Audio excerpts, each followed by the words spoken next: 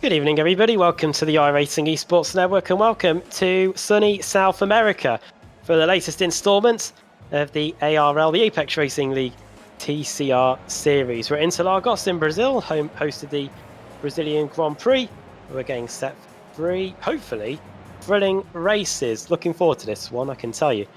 Joining me in the commentary box tonight, filling in for Andrew Woodhouse, who has had persistent headset issues, but we still love him anyway. It's Sam Fitzpatrick. And Sam, the last time I was talking to you, I think we were staying awake purely on, I don't know, but here we are. I think we're a bit more awake than we were for the charity event a couple of days ago, and we're getting set for 3 races in the TCR car around Interlagos. Yes, absolutely. 6 hours to 20 minutes, certainly very welcome, and very welcome to come to this circuit as well. Interlagos, one of the driver's absolute favourite tracks. Circuit that, of course, as many of these circuits are, a circuit car combination that many of these drivers won't be familiar with, but it should always produce very good racing. And of course, that first corner as well, the center S, could cause some big issues. It really narrows, particularly through turn 2, and we could see some quite hefty impacts. But absolutely looking forward to today a lot. Just looking at the championship points going into this one, I think this is also actually going to be one of the first tracks alongside Catalonia where we get to see what these TCR cars are like once you get onto a really long straight. Of course, you got the run from Juncal, the final corner, all the way down to the centre S that you mentioned, and that'll be a really good opportunity to see what these cars are like once they've got a decent toe in front of them. And it's probably going to be a trait of qualifying, which is going on now. Ash Sutton currently on pole position with a 1:41.5. That's an incredible lap time in these TCR cars around here. It's an exceptionally quick track. Ross Balfour in second, Johnny Brandon in third, fourth is Nicole Foggy, and Jason Cooper in fifth. If you're looking for the championship leader, who is Ross McFarlane, you've got to go all the way down to, dear me, I'm going to look down the order here, 30 seconds to find the championship leader. So he's got his work cut out as Jason Cooper goes into second, Sam. Yeah, absolutely. I mean, this is so incredibly competitive league, as we have learnt over the years. Now, of course, it used to be the BSR TC Pro Series, and there are, I mean, half the field could probably win. All the pro drivers definitely could still win the title. And of course, it's all about just getting into those showdown places. I believe it's the top 12 who get into those places, so ever so important that. But of course, also if you can get some wins as well, those bonus points going into the final few rounds of the championship could be very important. Ross McFarlane doing well at the moment, but for the points accumulation, just about finishing as many races as you possibly can. Those consistent finishes are going to be absolutely pivotal, and that's what he has mastered so far. And I think at the moment, sitting in 32nd place with this nice toe behind another driver, I think he will be moving up a number of places in just a few moments. It's a track that I think everybody loves, and no better way of seeing that than just the sheer entry list for this race meeting. We've got 51 cars entered into it. I can just about get them all fitted onto one screen on the timing page. That is how many that we've got here today. And with the reverse grid factored into the equation as well for race 2 and race 3, if you're new, we do have reverse grids at the end of race 1 and race 2 to set the grids for race 2 and race 3. So that's going to add another dimension too. And if you have a bad race, you could be on the back foot right from the get-go here, because this is a series that, unlike many of the others that we cover, doesn't have a fast repair. So if you do wreck one of these cars, and to be fair, it is quite difficult to at the moment, Sam, your evening is it's going to be an uphill fight battle from then, really. Yeah, absolutely. This race one, the most important one, and the important thing, of course, is always getting within that reverse grid range. Of course, even if you finish down in, I don't know, 25th place, but then you have a reverse grid of 26, that's great. You start on the front row for the next race. And then if you drop back to 25th again, and it's another reverse grid of 26, again, it's brilliant. So it's all about just finishing on the lead lap, making yourself eligible for those reverse grids. But if you fall out of that eligibility, or the reverse grid just misses you, it can really hinder your day a lot. And of course, the further back you are, the more likely you're going to get caught up in an incident, particularly at the start of the race. Still, Ash Sutton then leading the way, and he's trying to put in another lap. I don't think he's coming for new tyres. Of course, this tyre model does mean that it takes a few laps for the tyres to come up into their peak. It's not like the old tyre model where You kind of had one lap, and then straight after that, you'd lose probably 3/10 of a second round a circuit like this. So it is good to see these drivers just pounding round these laps, almost like a mini race. But it is all about just your fastest lap, and Sutton can't improve that time. 7/10 off, so I don't think he was really going for a proper fastest time. However, hasn't left himself a whole lot of room. It's a lot of the tactics here, I guess, is to leave the perfect gap to the car ahead, so that right at the end of the lap, coming out of turn 12, you're as close as possible, and you can get a slipstream all the way through 13. But that's very difficult to do, especially when the drivers are battling like they are ahead of Ash Sutton. Yeah, it's a dangerous game to play, really, but it is one that yields great rewards. To be honest with you, if you didn't have a slipstream in front of you, you'd be off the pace by probably at least half a second a lap. Me and Andrew Woodhouse, who race in the sister series, the BSR TCR on a Sunday night, know all too well we're just a 2-car effort, and if you don't have strength in numbers, then you're going to be a disadvantage. Ash Sutton doesn't care about that. He's utilising any car that's around him. You can see there that behind him is car 1. There's Wojciech Savidovic, back to Apex Racing Team this week. Those of you that may have that are in the know in the sim racing community will probably know all about that, as there goes Savidovic past Ash Sutton, two of the veterans of this series. Jack Sedgwick also driving for Apex Racing Team. Top Am at the moment. You can see him there all by himself, really, in the top 20. That is Adam Hadfield. He's only 0.4 of a second away from pole position, which is quite remarkable, really, and showing just the sheer closeness of the times. And Sedgwick's only 0.10 of a second away from provisional pole as he comes across the line. Is he going to improve? No, he doesn't. At 44.3.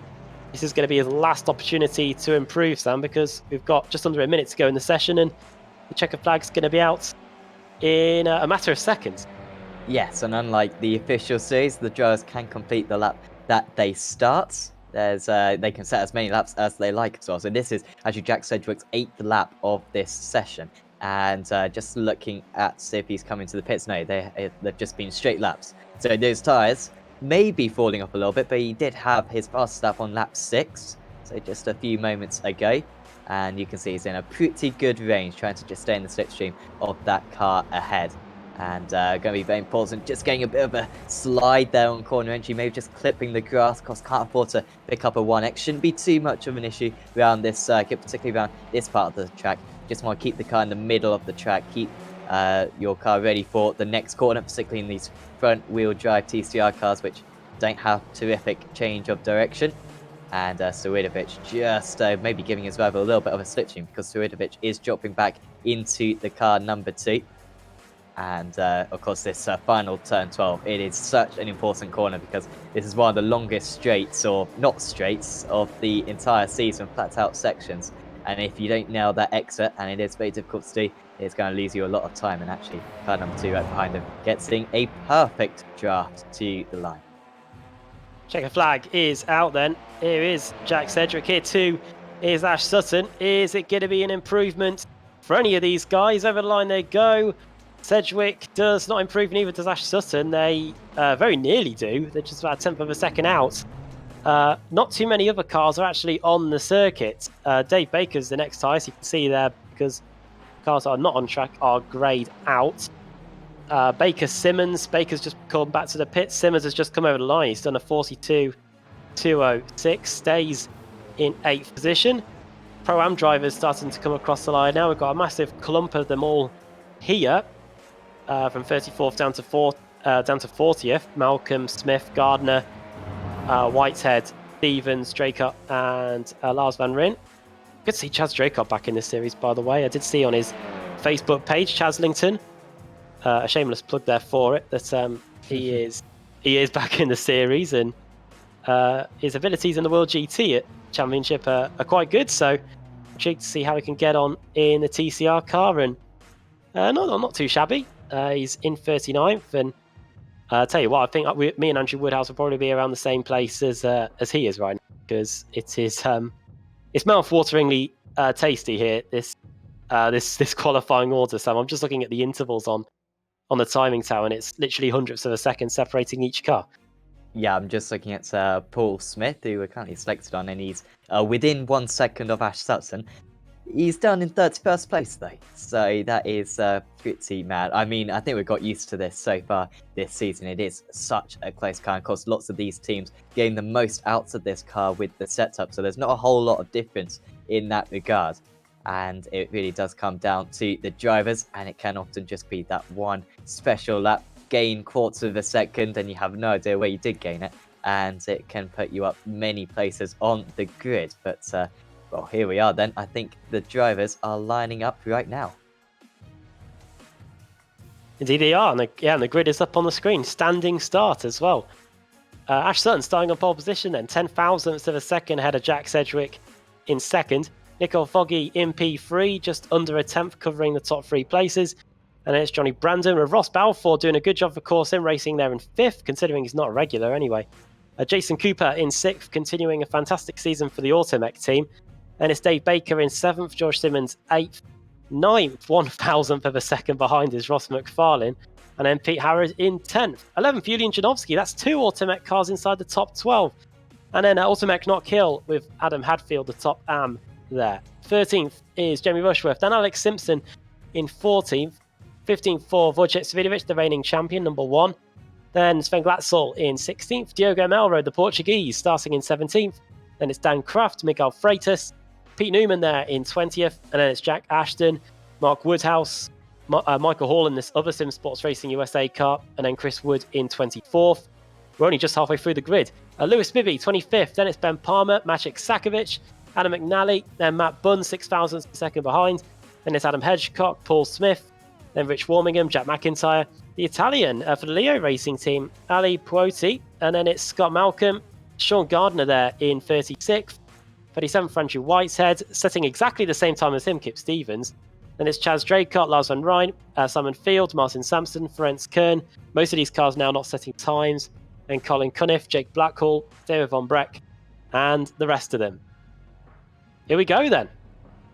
First race of the day here at Interlagos. It's Sutton versus Sedgwick on the front row. The lights are out and we're away. Good start from Sutton. Let's see if Sedgwick can get to the inside into the centre S. Sutton might just be clear. No, he isn't. The Apex Racing team car is going to look at the inside into the centre S, but it is going to be Sutton that leads. Second, Sedgwick. What about Nico Foggy? He's looking at the inside, going through the second part of the first chicane. And he's going to try and go around the outside of the Apex Racing team car going through Curva de Sol, Sam. It's a good start, and Poggy using all of the track and then some. Most of the field are doing the same tactic too. I had no idea the track was quite that wide, so they've made a brand new corner right there, but trying to gain as many places, of course, going into turn 4, you can afford to pick up a 1x here and just drive a little bit more conservatively later on, a little bit more side-by-side further down the field with Jason Cooper trying to bend off his position, and most of the drivers now falling into single file. This is where you can go for a surprise move into any one of these corners pretty much. With these long queues, you can often get a bit of a concertina on corner exit. You can mug the driver ahead perhaps, but these guys being quite polite. No opportunities like that presenting themselves. Side by side, Hadfield trying to defend from Wojciech Svidovic, I believe that was. And they're still trying to shuffle around. Baker up ahead of Cooper then. Svidovic actually got 4 places so far, so terrific start for him. Pete Howard with a full start. He's gone from 10th to 15th. This is going to be a really tactical race. You can see just how close everybody is going into John Cow. Two cars starting from the pit lane. It looks like Sean Gardner and Martin Sampson. You can see those two on the track map right at the very back. And now we go on to the front straight for the first time then. Well, we say straight, as Sam mentioned, it isn't really straight, but it is foot to the floor all the way. And we're going to see what the toe is like. Ash Sutton's going to come across the line and to lead the opening lap of the race. Don't forget, we're only on lap 2. Maybe the drivers in second, third don't really want to lead right now. They might be happy with Ash Sutton leading. Ross Balfour flying up the inside into the centre S. Was that an overtake for position? It was. I think it was, yeah. So he's passed Johnny Branson and up into 4th. Good move. Oh dear, Diego Melrode with a spin along with Daniel Kraft. Scott Malcolm perhaps getting a little bit involved in that, although he hasn't lost too many positions, has Scott. So a couple of drivers falling down. However, the strength of this TCR car, they should be able to continue. Look at this. 2 wide just at the front of this massive bunch of drivers. This is Simpson versus Hadfield right at the front. and then Harrod, Glatzel, Rushworth, amongst many others. Simpson just trying to pull away from these guys at the moment as Hadfield tries to defend from Pete Harrod, who's down the inside into turn 6. And you can kind of run around the outside through this turn 6 and then run around the outside of turn 7 as well, because you'll have the inside for 8, but he can't quite keep enough of his car alongside. There is Sawidovic trying to make up another place. I think he actually went backwards a little bit, so he was up into 10th, starts 15th, up into 10th, then he dropped it back down to 20th, and he's having to do all his hard work over again. Yeah, through Biko to Pata they go, and this is one of the really tricky parts of the circuit, really, because this is probably as slow as you're ever going to be around the circuit, and it can lead to a few cars tripping over each other. Savidovic there at the inside of 1 or maybe 2 cars. He was almost wheel to wheel there with, that was one of the Knight Rider Motorsports cars, and looks like he might be struggling a bit for exit speed as up the inside goes the Automet car Bibby. Watch out for the Team Mad car on the inside too. That is Chris Woods. And now Michael Hall in the Sim Sports Racing USA car might fancy his chances too as they come across the line to complete the second lap. Yeah, it needs to not go in too deep. We can see a little bit of bumper-to-bumper contact there. And still Freitas not being able to pull fully ahead. Back in the lead, Jack Sedgwick ahead of Ashley Sutton now. So that is a change up forward position as Sutton gets tapped around. He might hang on to it, and that is a fantastic save there from Sutton. That may have been the front wheel drive just helping him out there. I'm not quite sure. However, he has lost many places, so he was in the lead at the start of this lap, dropped down to 2nd, and now he's down into 6th, but still with half a chance at winning this race. I imagine that he will really want to gain back some places very quickly, so watch out for him being quite aggressive coming up. Teammates at the inside of Nico Foggy there. I think all that started from Foggy braking on the grass and went into the back of Ash Sutton. There was a good save from Sutton. Let's remember that. He won a break. Oh, teammates coming into battle, and an Automet car taking evasive action. That was Baker and Sutton colliding, and then the Automet car Janowski half spinning in avoidance pretty much. There he is, car 123. Ross McFarlane, the championship leader, trying to get involved in the action as well. Ash Sutton, he won a British Touring Car Championship driving a rear-wheel drive car. He drove for Subaru last year in a rear-wheel drive car, but here he is in a front-wheel drive car. Has driven a TCR car in real life. That's front-wheel drive, and he's showing his experience of that in this Audi car now as they come across the line. Automet cars everywhere going into the first corner. Yeah, McFarlane really slow on the inside there. All of a sudden, a massive loss of pace. That must have just been the slipstream effect. And they were kind of sitting ducks, him and Sutton, going into turn 1, leaving a nice amount of space, to be fair. On the outside there was McFarlane. Fastest lap of the race, by the way, by Alex Simpson. He fell 2.5 seconds behind at the start of the race. And because he had a little bit of fresh air, he's been able to set a blistering lap time there and managed to close the gap by over a second on that last lap. Janowski still going side by side with George Simmons this time, who's 1 place down from his race start, and Simpson will try to get in on the act as well. Of course, they do get a bonus point for the fastest lap, so that could be quite important. Simpson and Jarvis trying to get into the showdown places. Of course, I believe currently in the top 12 as it stands. And you can see side by side in that big pack just behind. It's anybody's race, this. They're all so close, and don't forget the reverse grid could be oh so pivotal today. This is car 513. That is Sven Glatzel up the inside of Pete Harrod going into Pico de Pato. One of the slowest corners on the circuit. And it's going to be the Sim Sports Racing USA car that remains ahead. Is Glatzel going to look at the inside into John Cow? No, he doesn't. He's got Jamie Rushworth, the Season 4 champion at the BSR TC, same series, right behind him. And then Jack Ashton in there too for Excite Racing. He's at 5 places. Biggest mover in the field is Rusty Laidler. That doesn't really surprise me. The Knight Rider Motorsports car has crusaded up to 37th, a gain of 12 spots. And right now he's currently in the AM category in 11th place. So doing a good job there. He's got Alex Nella right behind him. This could be for reverse grid pole. We just don't know as they go into combat into the centre rest. The boosted SimSport car around the outside. Is he going to get it done? See Layla just about holds on. He remains in that 37th spot. And now Diogo Malro, the driver that had lost a few places in the early going, trying to get some of them back. Oh, crash it. That is Jamie Rushworth. We were just looking at him, wasn't it? And that is also one of the... Glatzel and Yeah. Harrod, I think. Here's a replay. Let's see. Oh, shades of Verstappen and Irvine in 94, a bit of that. Looked like Rushworth got spun originally, then went into the V-Racer car that didn't know too much about it on the inside, and then a few other cars getting caught up in the melee there. But regardless, Jamie Rushworth down to 25th. Yeah, it's remarkable that doesn't happen more often because these drivers are so close up there that just a small swerve under braking and it can cause mayhem. So Swidovic, one driver who benefits from that, he's done in 21st place, so he was really strong at the start. I wonder if he's carrying a bit of damage or has he had another knockback because he's just made no progress since the last time we looked. Pete had the driver he's trying to dispatch at the moment. You can see they've just got a little bit detached from the drivers ahead. However, it's quite inevitable that they'll fight and we'll be able to close that gap right back up. By the way, Nicole Foggy with the fastest lap of the race currently sitting in 3rd place. And so he might get that bonus point at the moment. But here comes Swidovic once again down the inside.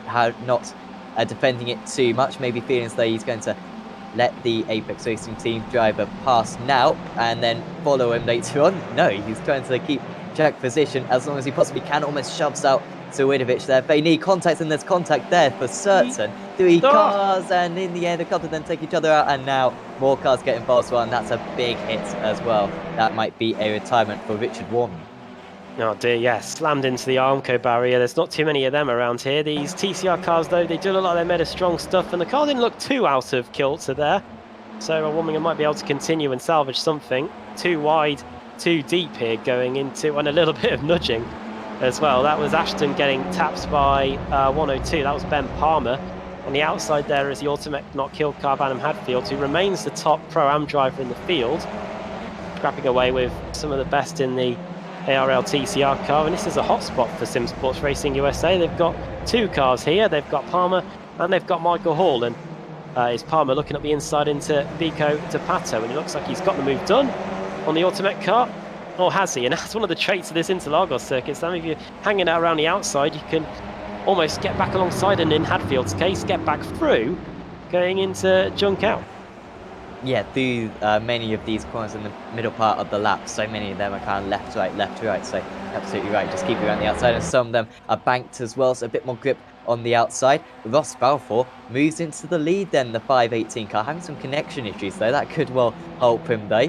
Does take the other drivers a little bit of distraction, and side by side, this is just what Balfour needs, because Nicole Foggy is trying to take advantage of this, and Jack Sedgwick very quickly goes from 1st to 3rd, and Johnny Brandon will try to get involved as well. 2 drivers who I believe you've raced in on the Sunday Evening League, and they're doing pretty well in that. They're doing very well at the moment today as well, but Sedgwick is just not giving up. He's around the outside through turn 5, and all of a sudden into 6, he should have the upper hand, as long as he's confident enough on the brakes, and Foggy might have to back out of this.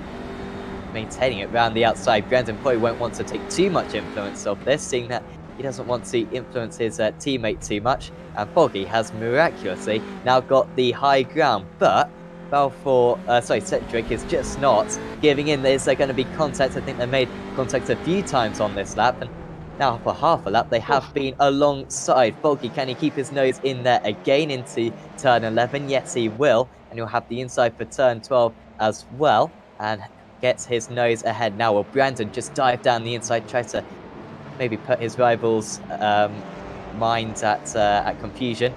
Sedgwick, brilliant run, and well, I think this is pretty much an entire lap side by side now, Adam. It is quite remarkable, isn't it, really, that about half a lap ago the gap was 1 second and they carried on racing side by side. Now the gap's up to 1.6. It was still a fantastic duel, and it's not over yet. Ross Balfour's out of sight here as things stand. We've got 12 minutes in the books. He's got a 1.8 second advantage. It's going to be a question of any of these can chase him down. It looks like they're still focused on fighting away for second place. Nicole Foggy up the inside, just about gives Cedric Racing room. And the Apex Racing team car goes back up the inside through Curva de Sol. What does Johnny Brandon do in this situation? The XVR Sim Racing car trying to work out where his teammate's going to go. We're thinking of 3 wide. We nearly do go 3 wide, but Sedgwick can only block one driver, and he had to keep Brandon at bay. Foggy around the outside of Interlagos there, but it is going to be Sedgwick that remains in second place, and the gap now stretches out to 2.1 seconds between Balfour in first and Sedgwick in second, who's trying to keep the chasing pack at bay. He's trying everything he can, and as they go into the complex again, a nudge as well for good measure. Yeah, I think these guys got the pace to still catch them up. However, they do keep on fighting that may just be waving goodbye to a potential race win. Now the others getting involved. Ash Sutton feels like a while ago that he was leading this race, but he did lead for a few laps and was fully spun down into turn 4. But he's right onto the back, and you can imagine he's going to feel as though, you know what, I'm faster than these guys. I can catch up to Ross Balfour. Let me pass. I'm going to try to get the moves done straight away. We'll see how aggressive he is. And then just behind, Dave Baker, Ross McFarlane, championship leader, of course, Jason Cooper, Alex Simpson now 5 places, and George Simmons 4 seconds behind in 10th place. So this is a battle all the way from 2nd down to 9th, as we are going to see side by side again. Nicole Foggy around the outside. I'm not sure if he was on the outside this time on the last lap, so he might have experience of this move. I think he pretty much is a carbon copy of the last lap. Foggy trying to shove him out, but it's just neither of them can get an entire car ahead, and when they do, they're just super susceptible to the slipstream down the very next straight. It's a really tough situation for them. Johnny Brandon still doesn't know what he wants to do. Does he want to overtake his teammate? No, he stays in 4th place. And Ash Sutton will try to get the cutback into turn 5. And this is only just race 1. By the time race 2 and race 3 come along, the patience will be probably starting to wear a bit thin, as around the outside goes Ash Sutton. That's going to be a very ambitious move. Ambitious, but will it be successful? The answer to that is no. He's going to try and persist on the outside, but Johnny Brandon is wise to that move. Sutton, though, does see an opening up the inside, tries to budge it open a bit, but alas, he can't get by. Dave Baker right behind him in his customary 6th place. And the gap between first and second is now up to 3 seconds. Don't forget, these two did collide at the Bico de Pato earlier. They did lose a few positions as a result. Now they're back in the train, right in the thick of the train, to be fair, and now trying to work their way back up the field again. Not too many teammates involved here. We've got XVR Sim Racing in 3 and 4. Then we've got 2 CQR cars 5th and 6th. And then we've got Ross McFarlane for V Racer championship leader. And then we've got Jason Cooper, who we're looking at here for automech.co.uk in 8th. And Alex Simpson in 9th as they come across the line. Again, Sedgwick covering the inside line. Nicole Foggy nowhere near as much alongside as he was a lap ago. And he's going to have to start to get creative if he wants to try and get by. So far, Sam, it just looks like that the run out of Junkow and the toe isn't enough. You've really got to be inventive if you're trying to get by one of the cars in front, and maybe it's a little bit forceful. Yeah, and these drives are so evenly matched and they're so consistent that if you just throw in the slipstream for either one of them, all of a sudden one goes faster and then the other goes faster, depending on who's following. So there's just no way of ever separating them, it seems. Also, Joe, who's done superbly so far, is Ben Palmer, up 15 places. He's up into 11th. We haven't seen a whole lot of him so far. You can see he might still gain one more place. He's got George Simmons just ahead of him, then 5 seconds up to that massive chain of cars that we've been watching quite a bit of. And you wouldn't bet against some of them maybe crashing into one another, so this could be a superb result for Ben Palmer. He did take part in qualifying, just not a fantastic lap seemingly for him, but his race pace has been very consistent and not a scratch on that car, it seems. But he's got a long queue of judges behind.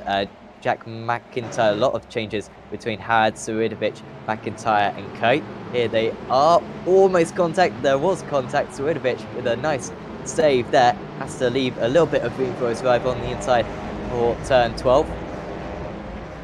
And now Suridovic will try to catch up to Harad down this through this turn 13. I think those two have been racing against each other for the entire 20 minutes.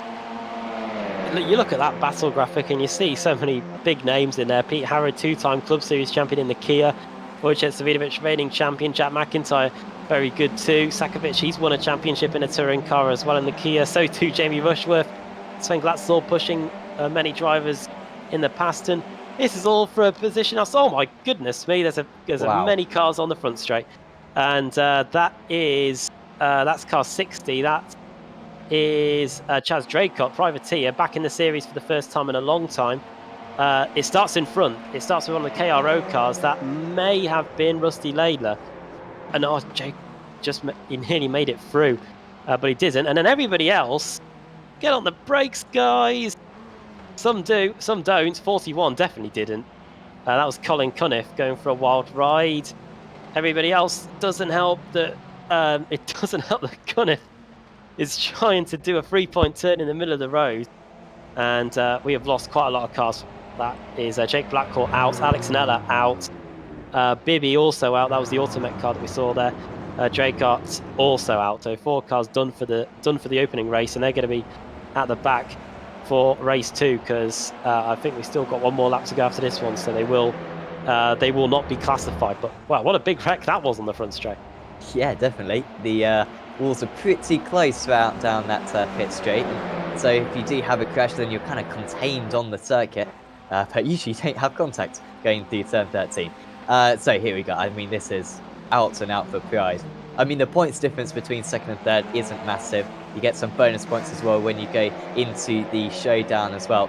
But this is just for absolute pride. Of course, whoever finishes second out of these guys will, or whoever finishes third in this race, will finish higher up on the grid than whoever finishes second. Whereas, as Janowski has an off through turn 2 on the entry to turn 3, he was having a really good run actually, was Janowski, but falls now down to 17th place.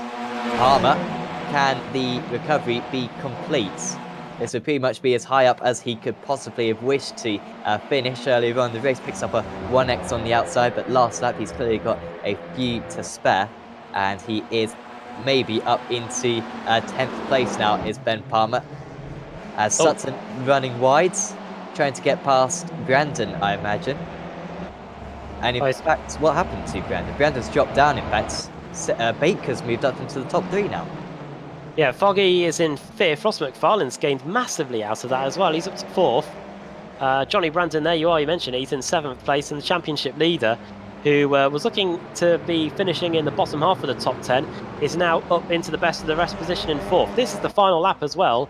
And Ross Balfour, he checked out right at the most opportune time, midway through the race, and hasn't looked back since then. He's left everybody else to fight with each other, and he's going to come home and take the checker flag and win the opening race of the day. He takes it for Core Sim Racing. Jack Sedgwick has kept the field at bay and is going to finish in 2nd, and Dave Baker has rocketed up 3rd in the closing stages to take the final spot on the podium. Ross McFarlane finishes 4th, and the top 10 is rounded out by Foggy, Sutton, Brandon, and look at all that cross the line. Cooper, Simpson, and Palmer. Oh, they're wrecking before they get to the line. This is where Mark Webber had a huge crash in 2003. That's Lars van Ryn. Is he going to be crossing the line before these guys arrive on the scene? No, that's Andrew Whitehead and Kip Stevens. His teammate's going to get by. I think he's just going to finish ahead of Kip Stevens. So that's Lars in 36th, Stevens 37th. But what a result for Ross Balfour. Sam, it looked like it was just going to be nose to tail for the whole field after what we saw in qualifying, but here he is having fun with that handbrake, and he is living life right now, a race victory, and such a commanding margin as well, just over 3 seconds. Yeah, that was quite incredible there from Ross Balfour. He did absolutely everything right, got into the lead, and when you're in the lead like that, the only thing you can possibly hope for is that the drivers behind start to fight, and that's what they did, and boy did they fight, because they pretty much fought for every single corner after that, and it was a comfortable race win for him in the end. But of course, races 2 and 3 are going to be much more tricky, and overtaking very possible around this place. We've seen the slipstream effect massive round here, and if Balfour has a slightly smaller reverse grid, then well, maybe we could see him near the front once again later on this evening. Cars coming back to the pits then. And yeah, we'll see what they can do when we get the reverse grid out, because this is really going to throw the cat amongst the pigeons, because all of the guys that are quick and at the front of the field, they're going to be starting right in the thick of it. But before we set the reverse grid, let's have a quick look at the race results from the opening race of the day. Well, they were they were there. They were all so close to each other that we don't know where they all finished. Ross Palford, we know, definitely won. Jack Sedgwick finished in second. There we go. Ignore the intervals. They were just so close we couldn't keep count. Dave Baker finished in third. Ross McFarlane fourth. Nicole Foggy in fifth. Ash Sutton finishing in sixth place. Seventh, Johnny Brandon. Jason Cooper in eighth. Ninth, Alex Simpson, and 10th, Ben Palmer. George Simmons for Apex Racing Team in 11th. Michael Hall 12th. 13th for Jack Ashton. Adam Hadfield racing right amongst the big boys there, finishing as, as a top AM driver. Miguel Freitas in 15th. Then it's Pete Newman, Julian Chanovsky, and Chris Wood. 19th, Adam McNally. There's the champion. There's the reigning champion, Wojciech Savilovic in 20th. Peter Harrod 21st. 22nd for Jack McIntyre. Maciej Sakovic there in 23rd. And then Sven Glatzel finishing 24th. 25th for Jamie Rushworth. The Italian Ale Puerti in 26th. Then Dan Kraft, Paul Smith there in 28th. Then Adam Hedgecock, Simon Field, two boosted colleagues. Then Mark Woodhouse, the Portuguese Diogo Melro. Then Michael Blake, Matt Bunn. Andrew Whitehead just finishing ahead of Lars Van Ryn, who had an issue there before they crossed the line. Kip Stevens, John Roberts, Ferenc Kern there in 39th. Scott Malcolm in 40th. And then Rob Graham and Martin Sampson, two Automech Not Kill teammates. Sean Gardner there in 43rd. Rusty Laidler in 44th. Then we've got Colin Cunniff, Rich Warmingham. There's Chaz Draco, not the best welcome back to him. He is the first of the retirees. He's in 47th. Then Alex Neller, Jake Blackhall, Lewis Bibby, and then David Van Breck in 51st. So that's how they finished. If we have a full -1, it will be... I don't know. But we'll find out anyway, because Sam Kumo has got the reverse grid wheel at the ready, and he is going to tell us who's going to be on pole position for race 2. Yeah, wheel is ready and spinning. I can imagine that maybe drivers are not hoping for a full, but let's see. Very close, but it's not quite yet. 35. 35. That is, as he looks frantically, that's Andrew Whitehead. So that overtake on Lars Van Ryn was quite important. He's starting on pole position for race 2. Matt Bunn starting in second. Third is Michael Blake for Smile Time Simmortal. And then the top 5 is rounded up by Diogo Melro for Team Mad and Mark Woodhouse for Smile Time Simmortal. So this is a fantastic reverse grid for the Smile Time Simmortal team.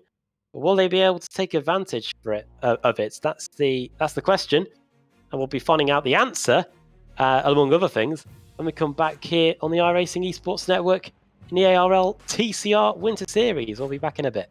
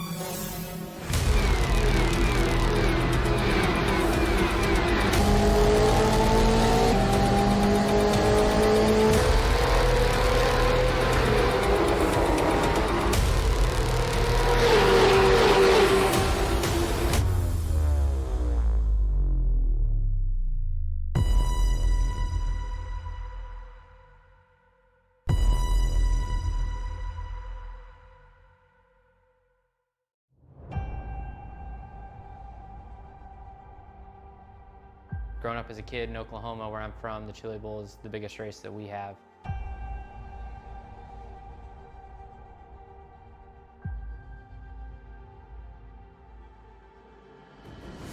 The Chili Bowl has kind of been my favorite race of the year.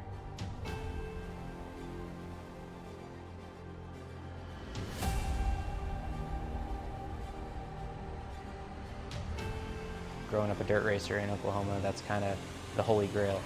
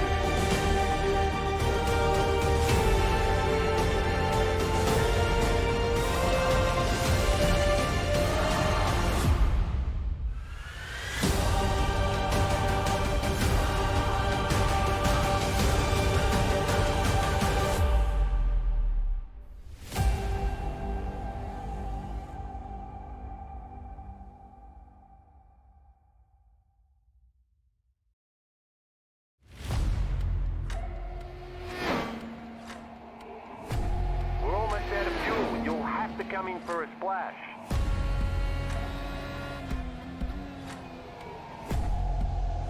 Three, two, one, now.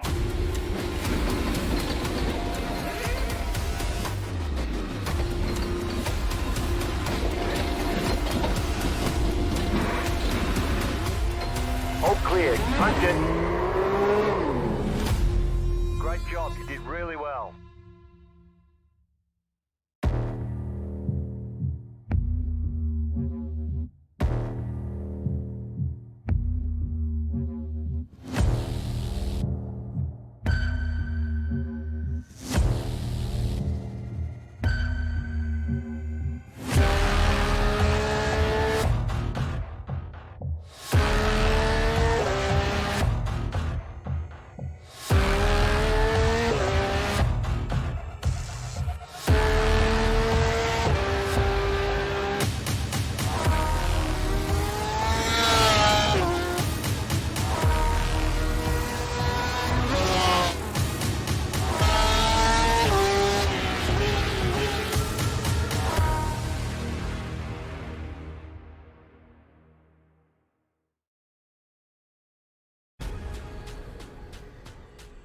The most realistic online racing sim ever made.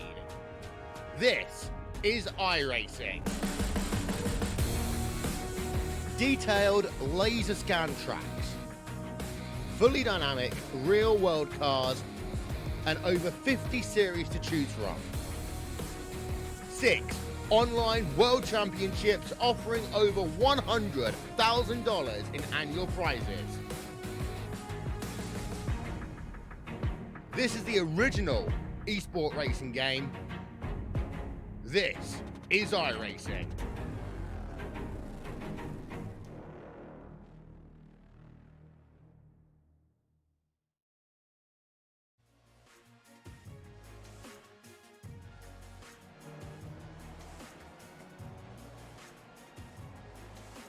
And we're back at Interlagos. We're getting set for the second race of the day in the ARL TCR Winter Series. Welcome back, everybody, to the iRacing Esports Network. Adam Bath, Sam Fitzpatrick in the commentary box. Sam Kumo, as ever, on the cameras. And Sam, it is very, very hot.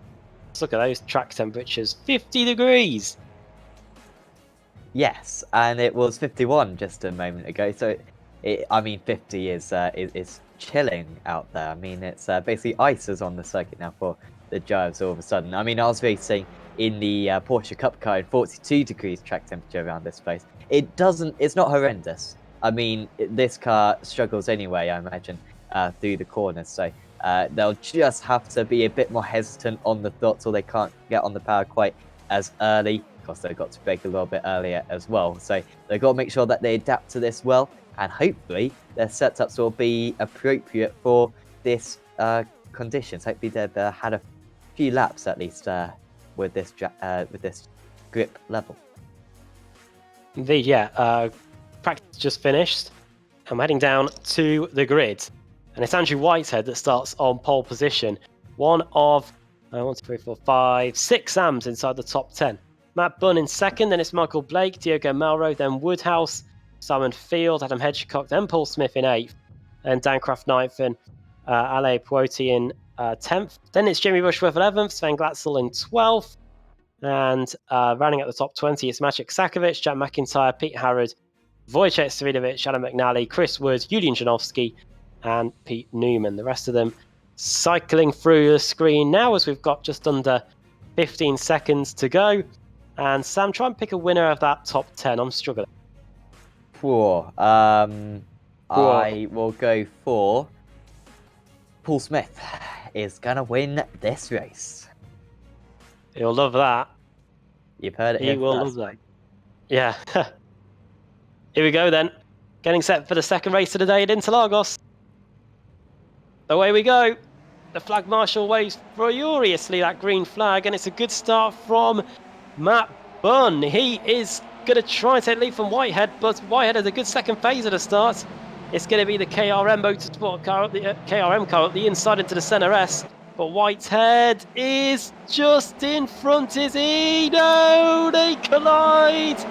And it's Matt Bunn that remains in front. Andrew Whitehead has been sent for a ride through the tarmac runoff area. Hopefully he rejoins in a safe manner. I think he has. But it's Bunn that leads, Blake in second, and then it's Melro in third. Oh, I don't think Woodhouse did anything wrong there. Just Bunn running a little bit wide off the circuit, going through turn 2, and then just making a little bit of contact. And there is Whitehead falling way down the aisle with a bit of damage. There's Michael Hall as well.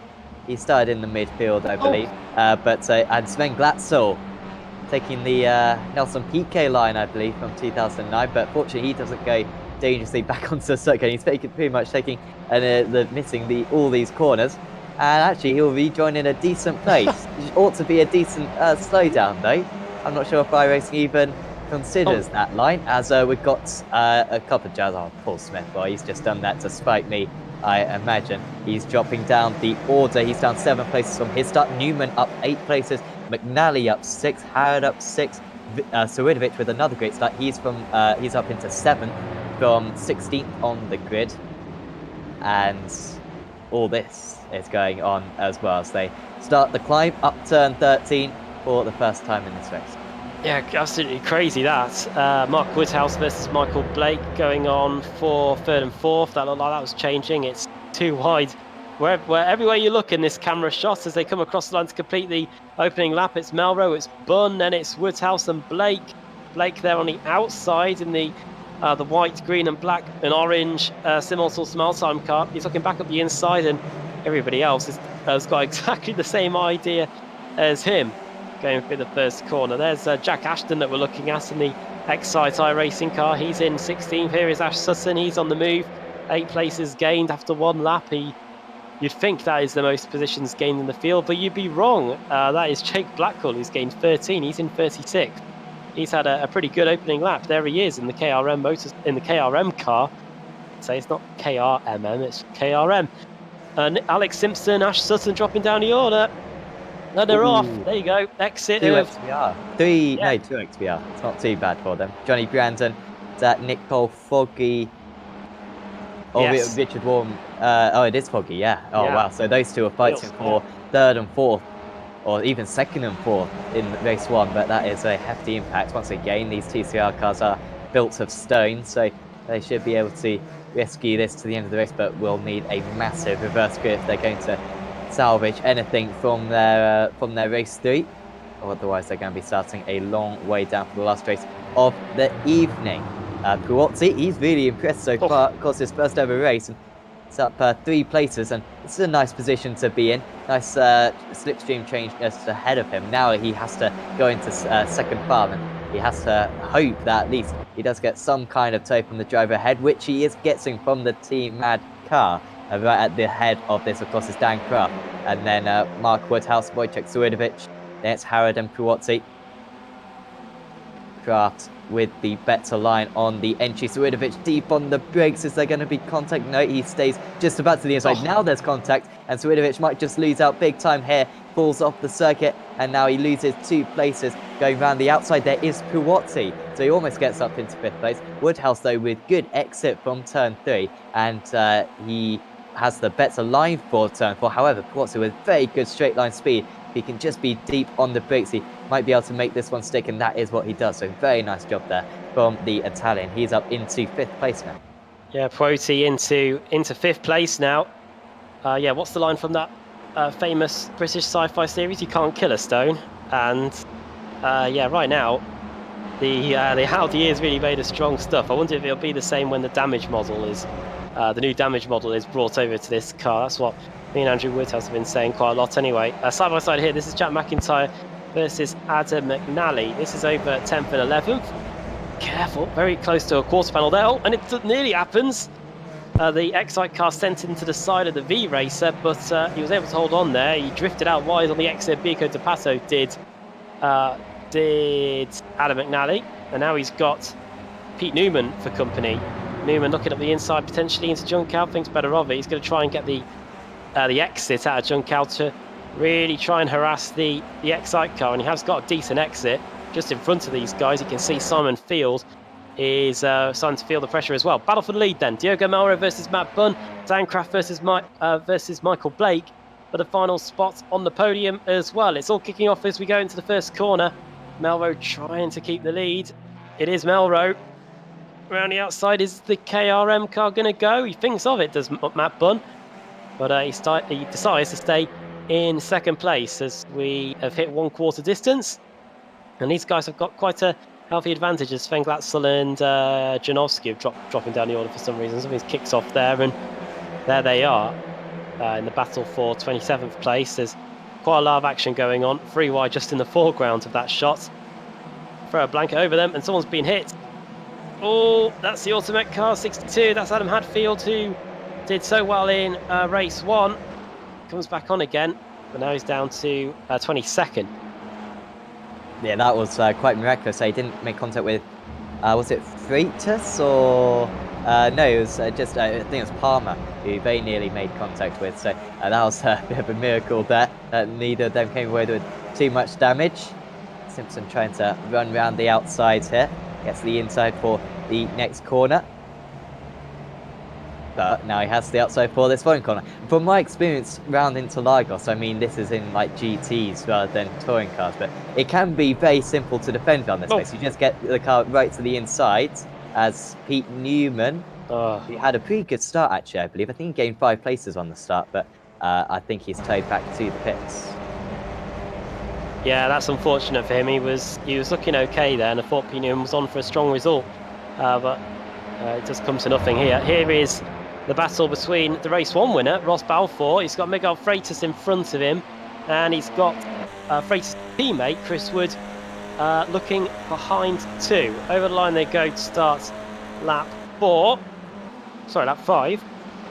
Balfour up the inside of Freitas, and that is a textbook moves. One of the few that we have seen today from Ross Balfour. He's been a man on a mission. Started 5th or 6th in race 1. I was able to get to the front relatively quickly. And here is the fight for the lead again. Oh, they make a little bit of contact there. And Melro goes out wide. He will pick up an off-track for that, but I'm sure he's not too fussed about that whatsoever. Bunn is now on the outside for the right-hander. This will allow Dan Kraft and Michael Blake to close in just a little bit more. Melro remains just about in the lead. Yeah, and this fighting is just inviting the other drivers. That's a surprising move there from Bunn. I was saying how on the first lap you can go for a bit of a surprise move like that, but this late on the race, this lap 5, that's very nearly caught out Diego Melro, who's pretty much having to defend into every single corner, and this is a proper 3-car chain, imminently going to be a 4-car chain. Then we've got all the drivers down from 5th to 15th, all in a chain. As I say that, that's pretty much a group from 5th down to 38th now, all in a chain. You can just see them in the background there. This is going to be a mighty fight for the lead, and so far, no one who's properly none of the front runners from race 1 have got themselves right to the front in this race 2. So it's pretty much impossible to call who's going to win. I'm still going to go for Paul Smith though. He is a little bit further down the field, but he can certainly bring this back from here if these guys take each other out like we saw in race 1. But once again, Melro, middle of the track. And yeah, but I'm surprised Burners fought this so hard, to be honest, because they had a nice gap out in the lead, but all this fighting has completely dissolved that. And now, Dan Kraft is up 6 places from his starts, going for the move on the outside. Yeah, it's been completely eradicated. And here comes Dan Kraft. You're right, there he goes, through into 2nd place. And now let's see what Dan Kraft can do about stopping Diogo Melro. Matt Bunn tried, couldn't get anything done in the KRM car. Now it's the turn of the Sim Sports Racing USA car to start putting some pressure on the leader. What about all these guys? I wonder if it will be too long before we see these guys competing towards the front of the field. They are certainly lapping quick. Last time around, they were a second quicker than Diogo Melro in front. This is Wojciech Swidovic leading the pack. Then it's Mark Woodhouse in 6th. Then it's Quoti in 7th. Then Pete Harrod, Simon Field, Maciek Sakovic completing the top 10, and the Italian looking all over the place there as up the inside goes Sim Sports Racing USA car of Ben Merver, Pete Harrod, champion in the Kia, and Quoti is not afraid to stick his elbows out a little bit here. Watch out for Simon Field as well. Good to see him doing well here. And he's up inside the top 10. He's just got a little nudge there from Jack McIntyre, who's the highest V-Racer car. But V-Racer, they've got McIntyre in 10th. They've got McFarlane in 22nd. That is, to be fair, pretty good for McFarlane. He's gained 10 spots. That's not too shabby at all. And then you got Glatzel in 26th. Fight for the lead again, Sam. Yeah, and he has everything covered at the moment, does Diego Melro. Dan Kraft trying pretty much the same move as Matt Bunn was attempting. 3 seconds, by the way, the gap between 4th and 5th on that last lap. Swidovic was 3/10 slower than Melro, but I think Swidovic should catch these guys as long as he's not challenged from behind. You can just see him then, he has got a bit of a break from all those other drivers. But Kraft into 4th. And this is what I was talking about earlier on a little bit. If you put your car down the inside, there's not really a whole lot that the other driver can do. It's a surprisingly simple track to overtake, to defend, is this. As they're having a bit of argy-bargy down the straight. That's completely unnecessary. That's not going to help their aero too much. And a bit of contact right there in the middle of turn 6 and turn 7. And now, Matt Bunn, who was very courteous earlier on in letting past Dan Kraft, he's asking for that place right back, but remains on the bottom step of the podium. Swidovic taking half a second out just on this lap. They are coming, and yeah, you can just about make out the Apex Racing team car in the background. This could be an exciting conclusion to the race. We've already technically got it because the front 4 are so close, but any moment now, I've got a feeling that that battle graphic in the bottom right hand side of your picture is going to become 5, and then maybe after that it'll become 6 in the not too distant future. Don't rule out Michael Blake. He really revs that to the extreme before shifting up into 5th gear. Diogo Melro right at the front. The onboard shot moves to the inside. They really take it up to the extremes. I should really take note of this and use it in the VSR TCR on Sunday. Melro covers the... Oh no! No! Oh, they somehow survive. Melrose have lost the lead has lost the lead though. It's Dan Kraft that now takes over 1st place. Matt Bunn in 2nd, Michael Blake in 3rd, and it's by no means over for Diogo Melrose, Sam, because he's still within about a second or so of the guys in 2nd and 3rd. That was remarkable. Yeah, I'm not sure if he got himself back into shape there just by himself or by the wall. It seems as though it was by himself though, because that car has not got a scratch on it, so that would be miraculous. That is, yeah, pretty immense right there. And, of course, he's still in the slipstream range. They should all be able to catch back up to Dan Kraft. But, we're seeing the same things we saw in race 1. 2nd and 3rd fighting a lot, and they're putting their chances at the race win in jeopardy currently. Matt Bunn needs to really put in a couple of nice corners here. And a little bit wide through turn 8, although guys can take different lines. Swidovic now 1.5 seconds behind these guys. He was 3 seconds behind just a lap and a half ago, of course. But that is incredible how they haven't got more damage on their cars after a collision like that, spinning round pretty much at 170 miles an hour.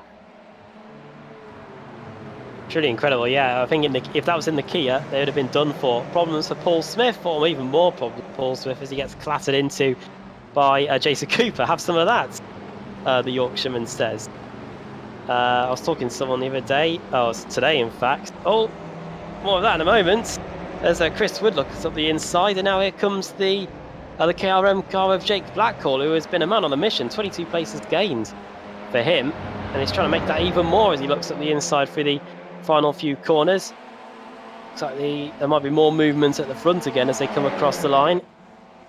This is still over second place, and I think Dan Craft's trying to do what Ross Balfour did in race 1 and try and stretch his legs at the front. The gap's up to 1.1 seconds all of a sudden, and unless these three stop scrapping, Dan Craft might just be out of sight like the Core Sim racing car was in race 1. Blake flying up the inside, and he's got the place. He has got up into second position, and Diogo Melro makes sure this time that he's up into third as Matt Bunn gets cast aside on the exit of Desila Delago there. So now the positions have been changed. Now they've got to try and work together and close down this 1.4 second deficit, which, oh, what a move! Oh, the inside goes Matt Bunn. Back on Diogo Melro, who hits him back. This is quite robust racing here. And now Wojciech Savidovic is right on the case. The reigning champion trying to get around the outside of Matt Bunn. Oh dear. This is becoming ugly.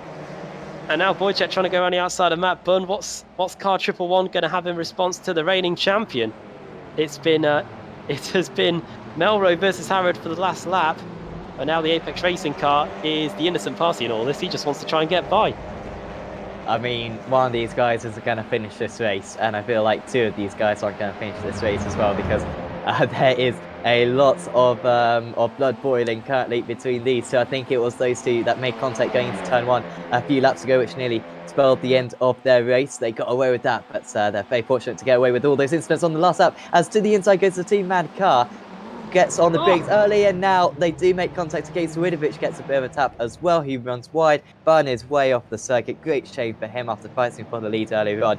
And who was it who then made the contact? So Melrose actually got back ahead of Savidovic somehow. So there you go. So you've got a really nice run actually through turn 2 and gapped Savidovic a little bit. So yeah, might not be so pleased about that, Wojciech, because he was quite innocent in that, and got a little bit of a tap behind, just pushed him wide, and now the top 3 are in a little bit of a league of their own. Top 2. Yeah, it was going to end in tears, wasn't it? Matt Bunn is done for the day, well, done for race 2 anyway. He's retired back to the pit, so we're not going to see him again for the rest of race 2 anyway. Should be back out for race 3, hopefully. Diogo Melro now is tasked with keeping Wojciech Savidovic at bay. And Melrose's reward for doing that, as things stand, would be a spot on the podium. But Savidovic is starting to edge ever closer. A few nudges going through Vico de Pato there. Now, if I was Wojciech, I wouldn't fancy a move into Juncal. Just stay right on the rear like he is, like we can see. And then you'll get the run and the slipstream onto the front straight. And it wasn't a good exit by Diogo Melro, to be fair. And I think Wojciech might even have got the move done before we even get to the line. He has. So Wojciech through into third. Harrod looks like he's going to take fourth as well. Yes, he does. And Melro finds a Team Mad sized gap to slot in into fifth. Savidovic without the slipstream for pretty much all of that straight, and it's left him very vulnerable around the outside. That is a brilliant move there from Pete Harrod. Very nicely done. Left his rival plenty of space. He's leaving his rival space again. And Savidovic is using that to come back. Here comes Melro again. He's going to now have the slipstream. You don't want to be the leading car, especially if you're side by side, because here comes Melro again. Savidovic just glancing to the inside there, making sure that you're not going down the inside of us. And Melro opted out of it.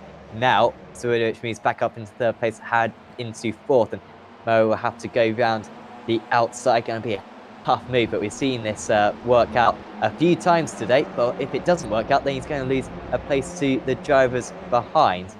And Diego Mello will be quite fortunate if he finishes this race, I think, because he has been in some very tight incidents.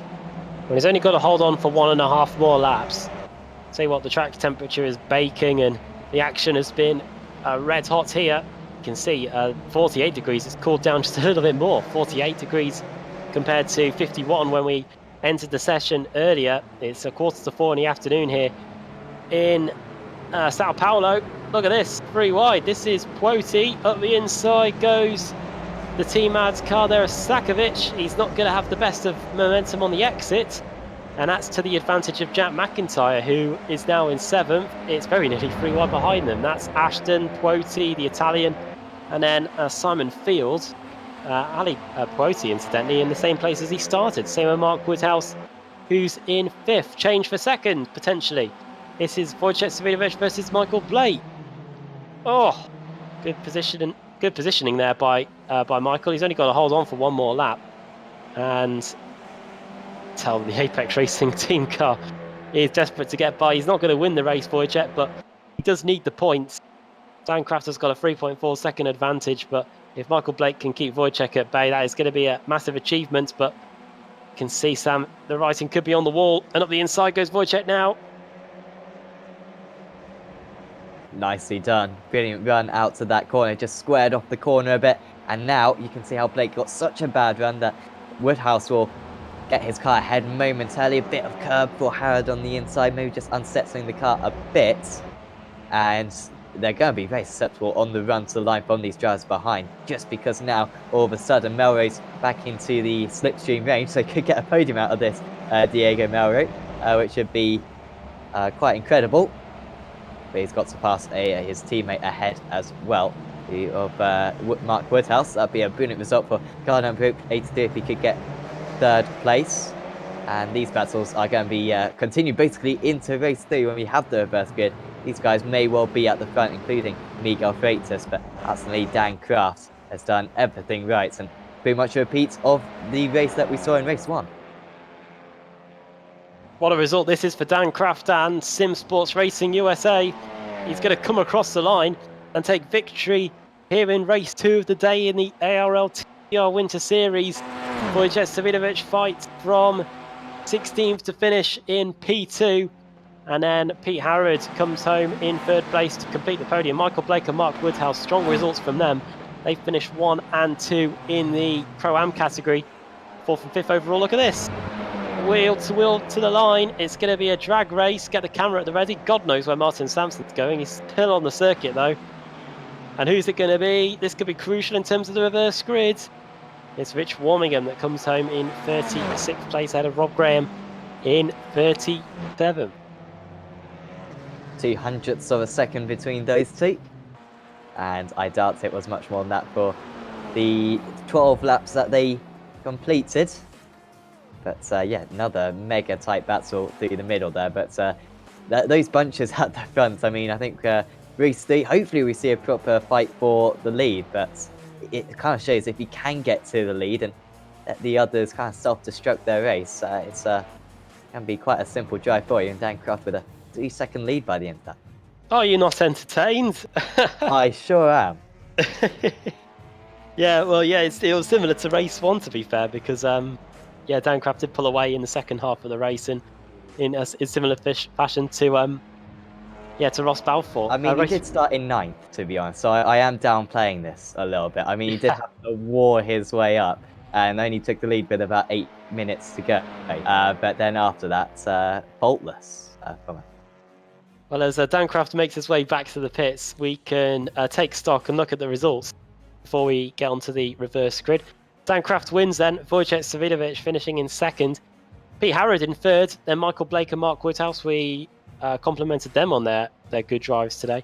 Then Diego Melrose 6th, Jack McIntyre 7th, 8th for Maciek Sakovic, Ali Puoti in 9th, and Jack Ashton completing the top 10. Simon Field on the podium in the Pro-Am category, a good result from the Irishman there in 11th. 12th for Ben Palmer.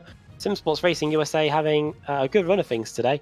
2 Apex Racing team teammates in George Simmons and Jack Sedgwick, 13th and 14th. Then Ross Balfour, the race 1 winner in P15, and there's Alex Simpson in 16th. Adam Hedgecock, 17th place. Then Sven Glatzel. He's just I am reading that right. 3,000ths of a second ahead of Miguel Freitas. Then Ross McFarlane in 20th. 21st for Adam McNally, just a couple of hundredths behind Dave Baker. Then Chris Wood, Adam Hadfield, John Roberts in 25th. Then Alex Nella. Then Jamie Rushworth in 27th. 28th for Michael Hall. Then Nicole Foggy, he was off in a bit of a mess with his XVR teammate and one of the CQR cars earlier. I think it was Sutton. Janowski in 30th. Then Stevens, Laidler, Gardner, Draycott. Then Jason Cooper in 35th. Then Warmingham. Then Graham Sampson, David Von Breck, the Belgian, there in 39th. Colin Cunniff in 40th. And then Scott Malcolm, the last classified finisher. If it's a full -1, by the way, it will be Cunniff on the pole. The cars that didn't finish, 2 KRM cars, Matt Bunn off in the Centre S. Jake Blackwell, that is a shame because he was the biggest mover at one point. Lars Van Ryn, 3 laps down. Paul Smith. It just never seems to go well for him whenever we think he's going to have a good race. I don't know if he agrees. Ash Sutton, 5 laps down. He was off with Johnny Brandon earlier. Lewis Bibby, 5 laps down. Andrew Whitehead, 6 laps down. He was on the pole, let's not forget. Pete Newman, 49th. There is Johnny Brandon and Ferenc Kern. I don't know how long he lasted, if at all. He finished in 51st place. He's going to be starting right at the back for sure in the final race, which we will now set the grid for now. Sam Kumo is going to get the reverse grid wheel up again for the final time tonight. And we're going to find out who's going to be sitting in the number 1 spot for race 3 here in the ARL TCR Winter Series. That's right. Final time for tonight. Well, first 3 wheels was okay. It was not the biggest as it could be. We are very close. Yes, full -2.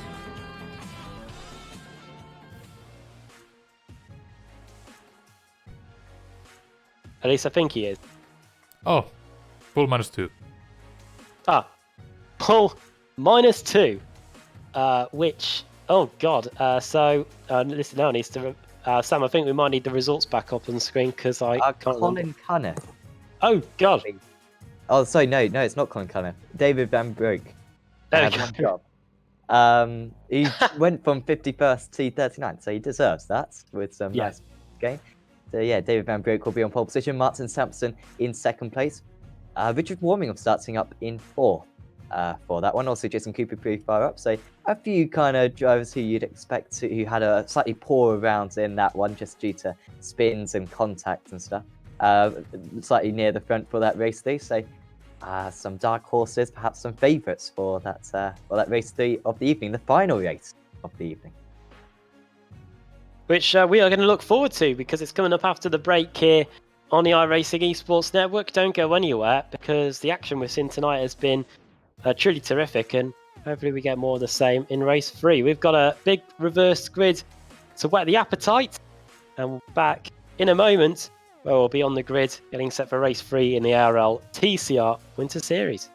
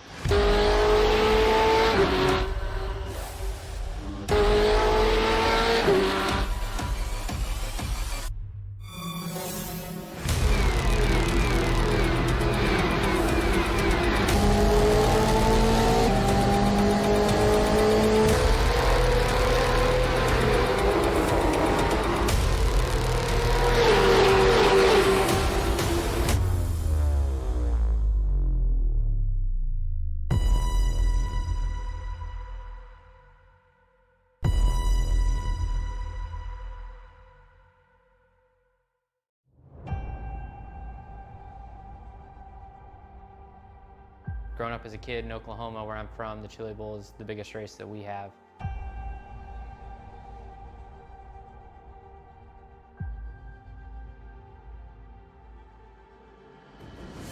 The Chili Bowl has kind of been my favorite race of the year.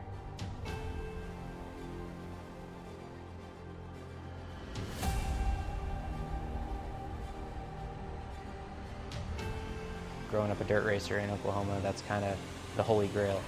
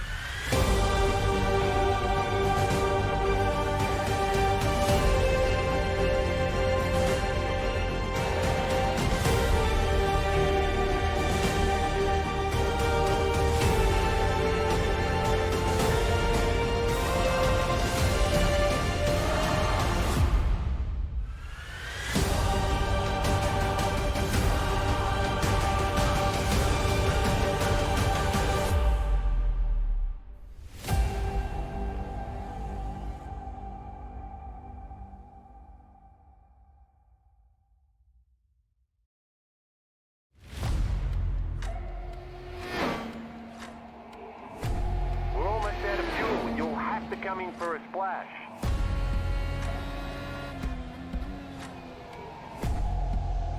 Three, two, one, now.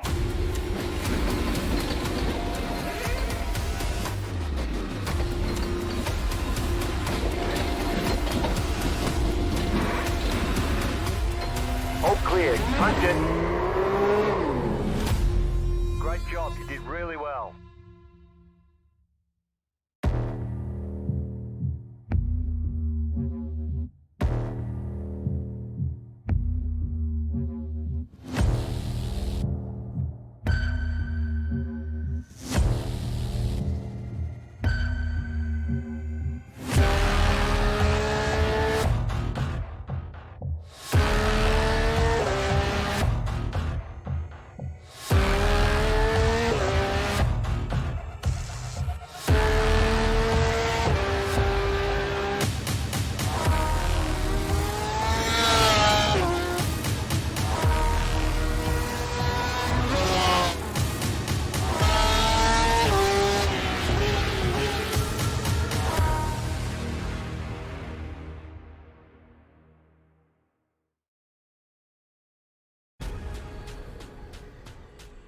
The most realistic online racing sim ever made.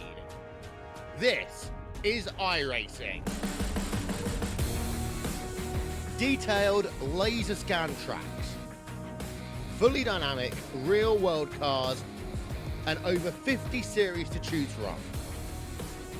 6 online world championships offering over $100,000 in annual prizes. This is the original esport racing game. This is iRacing.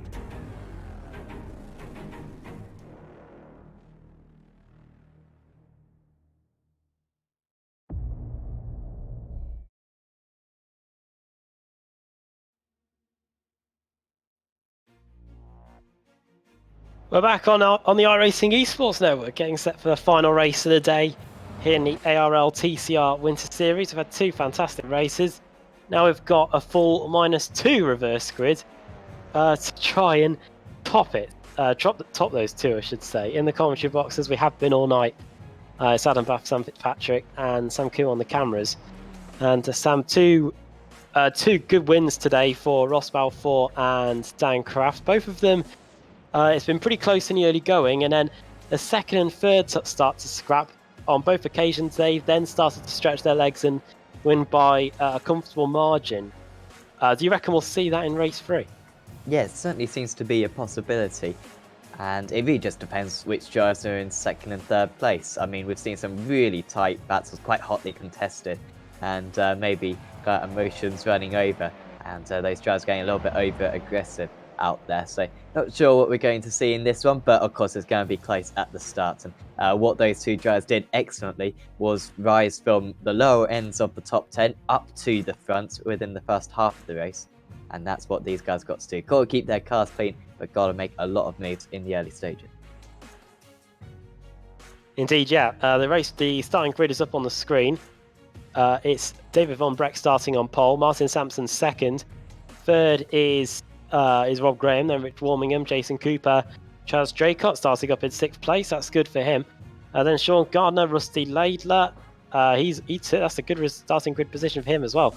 Kip Stevens 9th and Julian Chinovsky completing the top 10. And there is Nico Foggy and Michael Hall completing the top 12 as the rest of the grid will cycle through your screen now. I won't ask Sam to call a winner this time.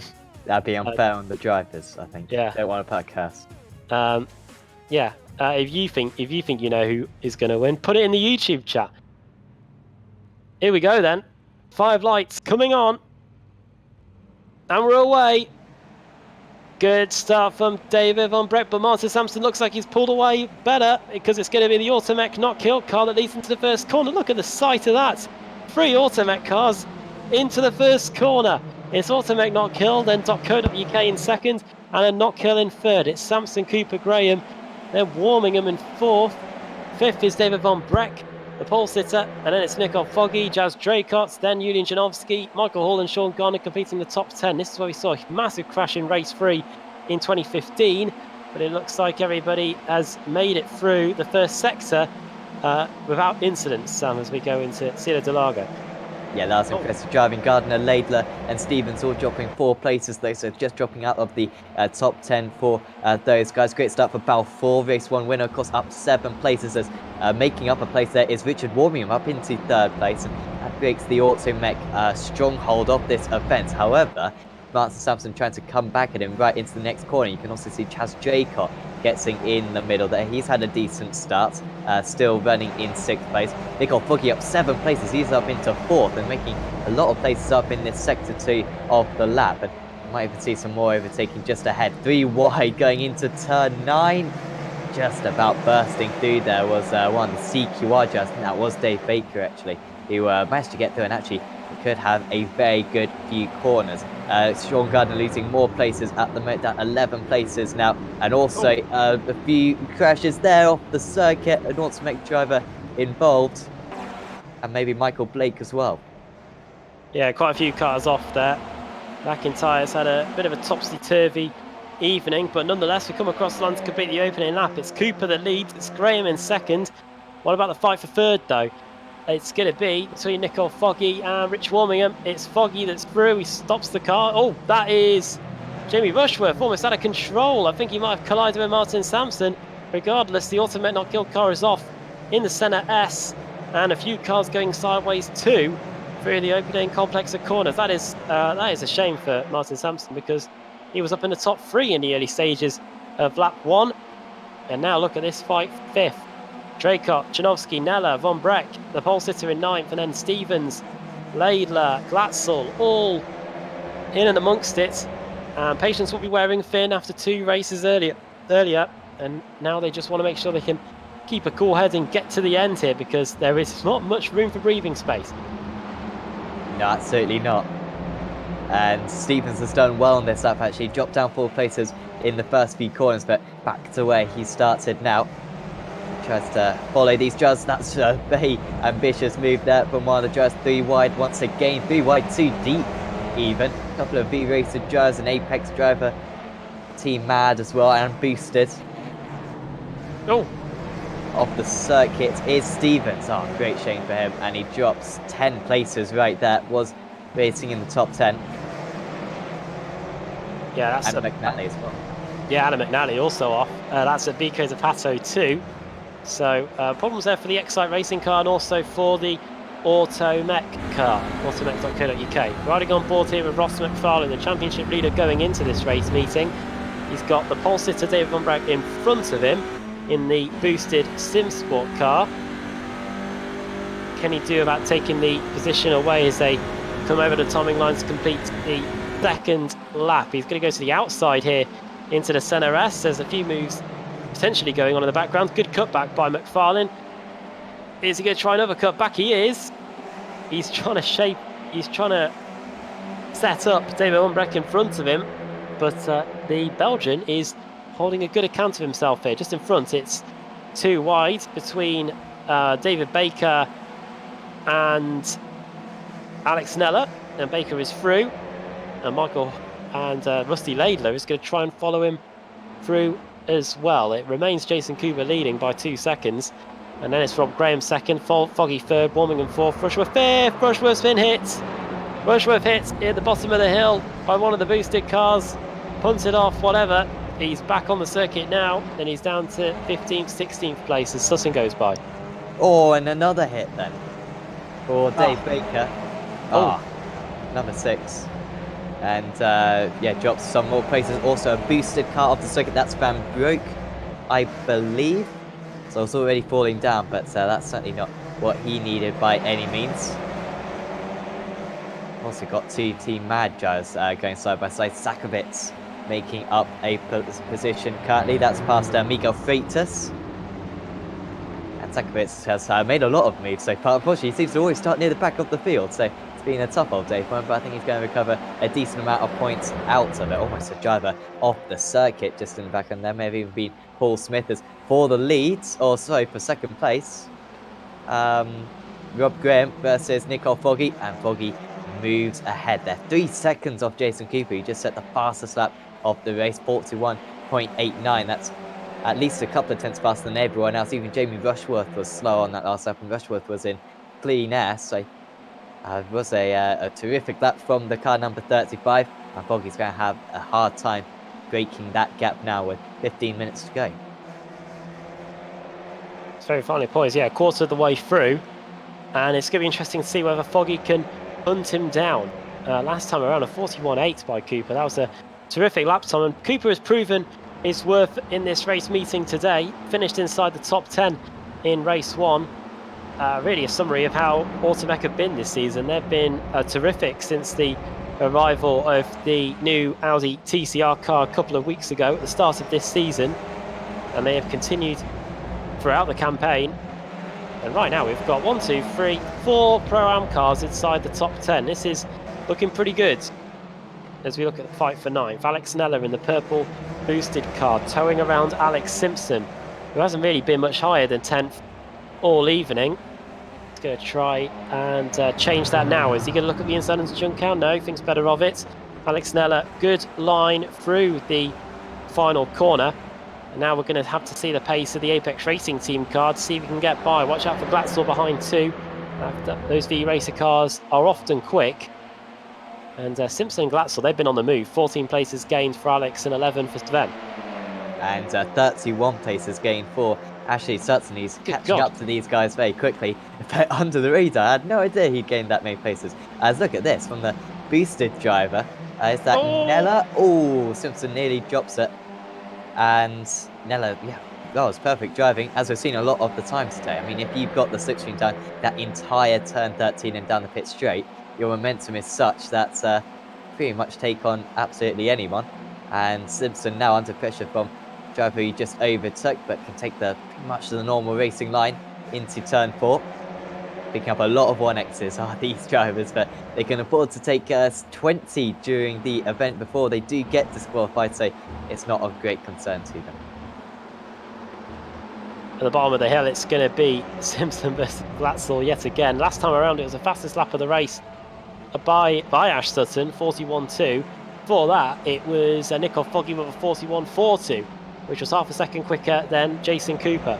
We'll have to see if the XVR Sim Racing car can keep up that momentum, as here we are looking at Ash Sutton, the man on the move right now. 32 places gained. He's just gained yet another by passing his former teammate in Rusty Laidler.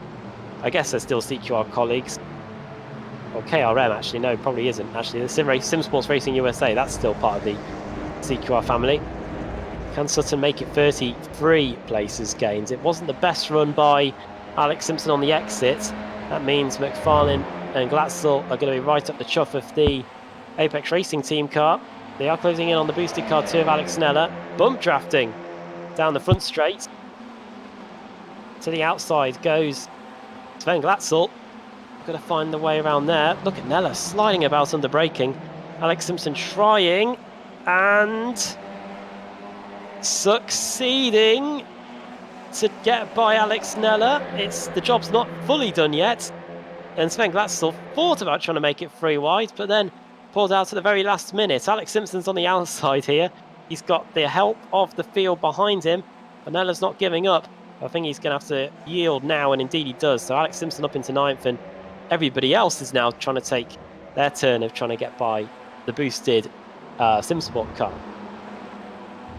Yeah, as long as he can stay within Simpson's slipstream, though, that'll really help. As Simpson got a slide, I think that was Sutton with the slide. He gets up another place, so he's up 34 places as the 116 driver. Just ahead of them, Richard Waring and Julian Janowski going, having a nice battle out there. That is for 5th place. Waring got overtaken by Rushworth and then got overtaken by Graham and Janowski in quick succession. So a difficult lap for him. And look at Chaz Draker, a driver who we haven't talked about too much today, doing a very good job on his return, or his first race of the season, I think, altogether. And he has the opportunity maybe to gain a few more places, but Simpson, Neller, Sutton all catching up to this pack. Onto the front straight they go again then. It's still a pretty good race for Automech. You've got the Automech Not Kill car there, Graham, and then Julian Janowski just behind for automech.co.uk. Are they going to start squabbling here? Up the inside goes Janowski. Through he goes. Graham doesn't really hold much of a response. Palmer versus McFarlane. That is not an overtake. That's them continuing their fight. McFarlane has gained quite a lot of position. Oh, just 6 positions. That pales into insignificance, really, in the fight of Ash Sutton, who's getting past Neller in the foreground of the shot. This is for a spot in the top 10. Going to get a cut back, is he? Yes, he is. Up the inside. There's just about enough of an overlap. Neller remains on the inside line as he's entitled to. He's just moving across a little bit to the racing line. Sutton tries to throw it in. That's going to hold both of them up. And now here comes Sven Glatzel, almost uninvited to the party. Sutton with the dive bomb. He sends it. He gets a little bit of contact with Neller, who now is trying to negotiate with Glatzel over the same spot of track. And Sutton up into 10th place. I think Neller really wanted to come straight back at Sutton there, but just dropped too far back with that contact, forcing him off the circuit, and now makes more contact. And we've seen this already today, where a driver gets potentially unfairly hit, and oh dear, and he's got hit again there. And it seems like once a driver gets hit, maybe they get a bit more aggressive, and they don't quite leave as much room for their opponents. And once you do that, you really are going to get hit a few more times and spell danger for you. Almost, might be 3 wide by the end of this lap, as well. Make sure you don't go into that pit wall, which sticks out a little bit. The driver's heading straight towards that, have to swerve to avoid it. And Ross McFarlane going to lose this place then to car number 2 of Jack Sedgwick. So McFarlane failing to gain too many places at the moment. It's kind of stuck in that 16th place, side by side between Graham and Hall. Warmingham and Draycott right in there as well. Hall will put his car down the inside of Rob Graham. Still a good race this for Automech if Graham can stay in the top 10. And now Simpson has really caught these guys, and you can see Sutton only 2 seconds behind. He should make it towards the end. Fantastic scrap this. Good result as things stand for Chaz Draycott. Alex Simpson up the inside. These two know each other well. And he is through. So that is Alex Simpson up into 8th place. Next up is Rich Warmingham in the XVR Sim Racing car, Pro-Am driver. Let's not forget, you can tell that by the blue stripe on the timing tower. Red if they are Pro, blue if they are Pro-Am. We haven't got too long left in this season's championship either. as the field goes up to the top of the hill into Junk Out. Now the climb begins. Good exit by Alex there. It's the Apex Racing UK, Apex Racing team car, I should say, going to get 7th place before we even get to the timing line. Looks like it. These guys test loads of setups during the week, as many other teams do. See it on the Discord. And Alex Simpson is now through up into 7th place. 17 places gained for the former World Championship Grand Prix Series driver. Jack Sedgwick, his teammate, registers a new fastest lap of the race, a 1:41.1. At the front, Sam, it's down to 0.8 of a second. Nico Foggy is gradually getting there, and I think by the time he gets there, he's not going to have much time to think about it. We've got just over 5 minutes to go. It's about a 100-second lap here. So maths works out that there isn't really too long left of this one by the time that Nico Foggy closes the 0.8 of a second gap. Yeah, we've seen 12 lap races so far, so if that is the case again, he'll have 3 laps after this, which is enough time. He should catch by the end of this lap, has been about 4 or 5 tenths a lap faster since he moved up into 2nd place. Graham, the next victim to Simpson, he gets the cutback, an unusual tactic there. Usually we see drives run around the outside, drives around the outside into 9, gets a bit of a hit, but as we've seen a few times today, you can get a slide, but as long as you don't lose any positions, it's not too disastrous for your race. And Simpson now having to defend from Warming, who he got past a while back, and XVR driver is doing a really good job there of retaliating, because they need to nail the exit here. They can't afford to compromise their exits, otherwise they're not going to be able to attack Graham, and Graham actually slower than these two despite them going side by side. So I think the 27 is going to be very vulnerable going into turn 1 as they all catch up. And just behind these guys is also Sedgwick, who's now up into 10th place, Glatzel, of course, Palmer, McFarlane, even Sawidovic, who finished 2nd place in the last race, up 25 places from his start. He could still finish in the top 10.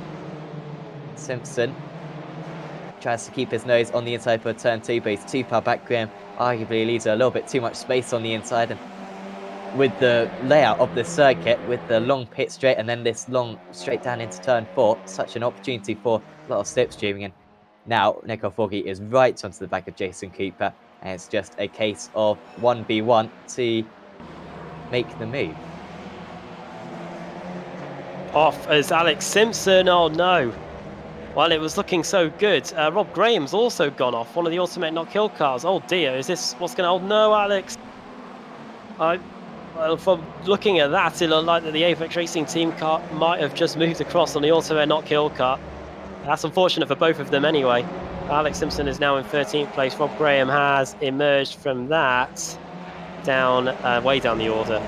Way down the order. He's down to 35th place, yeah. That's a shame. Rich Warmingham then, he's battling away here with Sven Glatzel. He's trying to keep the V-Racer car at bay. Then it's Ben Palmer, Ross McFarlane, and then Wojciech Sawidovic. It's also 0.2 of a second at the front as well. So many scraps going on. As up the inside goes Sven Glatzel, clean as a whistle, and the V-Racer car up into 7th. Or is he? It looks like Warmingham's going to come back as him, but here's the fight for the lead. It's finally here with 2 laps to go. Foggy around the outside. Has Cooper got anything in response? Yes! No! Oh no, he's sideways. Both of them pretty much just about stay on the track. And this is by no means over. Cooper's got still a pretty decent run on the exit of Curva de Sol here.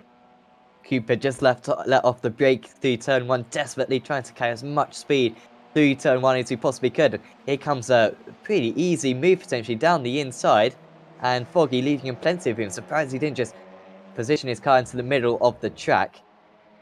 Big thing for Graham, of course, stay within half a second. He'll have a chance back into turn 1 potentially on the next lap, and whilst he's fighting with Foggy, not allowing Foggy to pull away by any means. Round the outside is the Automech driver. Foggy bouncing over those inside curbs, and the car number 35 might just have the inside line for turn 9. He's doing a brilliant job at the moment. They're 6 seconds ahead of Jamie Rushworth, who is catching them at probably over a second a lap now, but they've not got nearly enough time to challenge for the win unless they make a lot of contact. Cooper does have to back out this time, but you can see he's way within half a second of Nico Foggy. going into turn 1, he's going to have a very good chance at taking back the lead, which he's held for the vast majority of this race. Yeah, and it's going to be his one opportunity, because when we cross the line, we're going to be starting the final lap here. What is this automech.co.uk car got underneath the bonnet when it's in the slipstream? You see how much they rev. They really use every last bit of RPM before shifting up through the gears. Now it's starting to become a bit of a benefit. He's in top gear. He sends it up the inside, squirming all over the place. There's just an Audi space on the inside there. Nico Foggy robust in his defence, and he remains in the lead. But Cooper should have a decent run through Curva de Sol, you'd expect. And this battle is still by no means over before we get to the checkered flag. This will be the final lap, and Jerry Rushworth isn't making too many inroads into this fight. But Nico Foggy, he's got to make sure that he can keep Cooper at bay, because Cooper's showing no signs of disappearing just yet. Yeah, that should be the main test complete though by Nico Foggy. There's very few opportunities to make a move until the checkered flag, and we saw not a massive gain of acceleration for Cooper, so the run to the line isn't going to be too viable. He's got to get it done in the middle section. There you see him have a look, but was just too far back, and Foggy's not going to fall for that one on the very last lap of this race. Seems like the other positions are pretty much sorted. Janowski having a bit of a tight battle with Paul Sedgwick up into 6th place, but this is the battle we've got to keep an eye on to the end. And 0.4 of a second, it's a bigger gap than it was on the last lap. The car number 35 just losing crucial car length, and as long as Nico Foggy gets a good exit from this turn 12, this race 3 should be all his. It should, so long as nothing dramatic happens, like him running out of fuel or whatnot. You wouldn't expect that anyway. Checkered flag getting at the ready. It was Ross Balfour in race 1. And now in race 3, it's going to be Nico Foggy that's going to take the checkered flag and win here at Interlagos. Jason Cooper finishes in 2nd. Jamie Rushworth going to complete the podium. Meanwhile, the fight for the final spot in the top 10 is on. Good Chaz Draycott snatching away from Rich Warmingham. Going to be a drag race to the line. It was Warmingham by 0.03 of a second. Very close between Savidovic and McFarlane. Wojciech 30 places in the end. Don't know what happened to Ash Sutton. I might have forgotten. Yeah, he, nowhere to be seen there. Adam McNally over the line. Whitehead just outside the top 30. Good result there for Adam, despite losing 10 places. And everybody else coming across the line, but a fantastic result for Foggy. And even though it wasn't the win for Jason Cooper in 2nd, automex.co.uk can take solace from what is another strong result for them. Yeah, it sure is. And more crucial points, of course. The difference between 1st and 2nd when it comes to points is something like 6 points, I believe. It's not a vast difference. It's much more important that you finish lots of races, and that is, on the most part, what Automec have done. It's, of course, virtually impossible in this race to have a completely clean race, and it's good to see these guys side by side on the formation. That was a very respectable battle, I thought. There was a bit of contact. I think Cooper was didn't want to give it up by any means, and was pretty much willing to maybe just lean on Foggy a little bit, but, you know, rub-ins racing. And that was a very nice battle right to the checkered flag. You see, I was complaining that there wasn't a tight race for the lead, and that is what they deliver for us for the final race of the evening. Fantastic duel. And let's get the race results up then. Race victory for Nicole Foggy. Jason Cooper in 2nd. Jamie Rushworth completes the podium. Car 333 in P3. Julian Janowski brings it home in 4th to round off a fantastic evening for automex.co.uk. Michael Hall in 5th, then Jack Sedgwick, Ben Palmer, Wojciech Savidovic gaining 30 places to finish in P8. Ross McFarlane 9th, and Rich Warmingham completes the top 10. 11th for Chaz Draycott. Top 2 in the AM category there too. Alex Simpson in 12th, then Pete Harrod, Johnny Brandon, Dave Baker, then a trio of Team Mad cars in Maciek Sakovic, Miguel Freitas and Chris Wood. Then it's Ale Woti in 19th, and then Michael Blake in 20th. George Simmons in 21st place. Then it's quartet of Pro-Ams, Mark Woodhouse, Paul Smith, Kip Stevens and Adam Hedgecock all the way down to 25th. There's Diogo Melro. He finished in 26th. Then Jack McIntyre in 27th. Ferenc Kearney started at the back in race 3, but managed to climb to 28th in the end. That's pretty much a gain of half the field. So an underrated drive there by the German. 29th for Simon Field, and then John Roberts in 30th. Adam McNally in 31st. 2 boosted colleagues next in Andrew Whitehead and Lars Van Ryn. Then Rob Graham. It was a shame him and Alex Simpson colliding late on. Then Sean Gardner, Martin Sampson, Scott Malcolm there in 37th. Then David Von Breck, pole sitter. Jack Ashton in 39th, and then Rusty Laidler in 40th. Then the cars that didn't finish. Sven Glatzel, 2 laps down. Dan Kraft also out to the race 2 winner, not having things his own way there. Then Alex Sneller, 3 laps down. Ash Sutton out. That's 2 DNFs out of 3 tonight. Then Pete Newman, Colin Cunniff, Ross Balfour, the race 1 winner, also out. And then Adam Hadfield and Jake Blackhall brings up the finishers. By the way, Sutton and Glatzel both got disqualified. They got 20 and 22 incidents respectively. And also Alex Neller got disqualified as well. They were the 3 who accumulated enough incidents. That's quite remarkable. And often you see drivers hit the 20 incident limit, that's for sure. Well, that's the end of the racing at Interlagos. We'll see if we've got any drivers for a few interviews. Next week we're at Montreal. That's going to be fun. That's in Canada.